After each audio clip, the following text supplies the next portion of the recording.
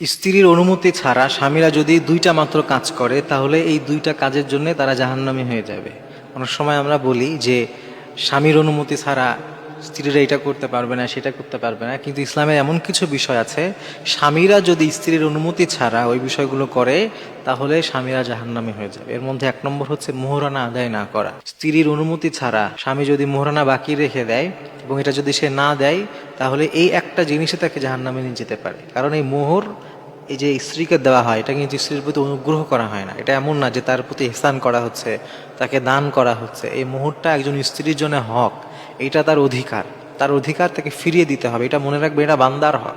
আপনি যদি এই হক আদায় না করেন, আপনি যতই নামাজ পড়েন, রোজা রাখেন, যতই হাজী সাহেব হন, তাহাজুদ গুজার হন, যাই হন না কেন, এই একটি মাত্র বিষয় আপনি যদি এভাবে না দিয়ে রাখেন, এই একটি মাত্র বিষয়ের কারণে আপনি কিয়ামতের দিন ধরা খেয়ে যাবেন। আল্লাহ তাআলা এই বান্দার হক কখনো ক্ষমা করে দেয় না, কারণ এটা বান্দার হক, বান্দার বিষয়। বান্দা যদি মাফ করে ক্ষমা পাবে, না হলে আল্লাহ তাআলা ক্ষমা করবে না। এই জন্য এক নম্বর কাজ হচ্ছে স্ত্রীকে মোহরানা দিয়ে দিবেন। আল্লাহ তাআলা বলেছেন ও আতুন নিসা সদকাতিহিন্না নিহলা, এটা আল্লাহ তাআলা সরাসরি আদেশ করেছেন। এটা এমন না যে আমি তাকে বিয়ে করলাম তার উপরে একটু অনুগ্রহ করে আমি তাকে কিছু দিনমোহর দিয়ে দিলাম, ব্যাপারটা এমন নয়। এটি তার অধিকার আদায় করতে হবে। কিন্তু আমাদের সমাজে প্রবলেম যেটা, সেটা হচ্ছে এখনের গার্ডিয়ান যারা, অভিভাবক যারা, মুরব্বী যারা এই পরিমাণ বড় অঙ্কের মহরানা ধার্য করে যে একটা ছেলের জন্য ওইটা আজীবন দেওয়া পসিবল হয় না। তো এইটাও একটা খারাপ জিনিস। আপনি মোহরানা এমনভাবেই ধার্য করবেন যাতে করে সে দেওয়ার সামর্থ্য রাখে।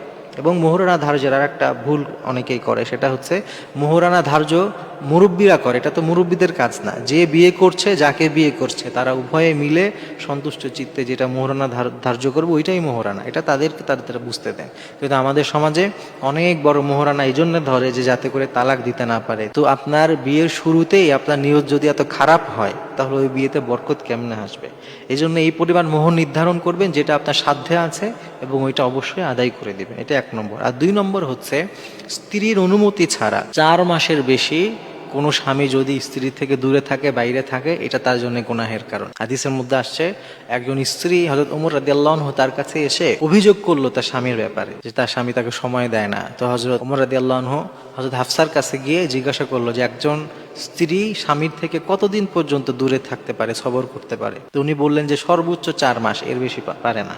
তখন হযরত ওমর রাদিয়াল্লাহু আনহু তিনি আদেশ করে দিলেন যে এখন থেকে আমার সেনাবাহিনীর আদেশ হচ্ছে এটা, যদি কেউ যুদ্ধেও যায়, জিহাদেও যায়, এরপরেও সর্বোচ্চ 4 মাস সে জিহাদ করতে পারবে বা দূরে থাকতে পারবে। এর মধ্যে অবশ্যই তাকে তার ফ্যামিলির কাছে ফিরে আসতে হবে।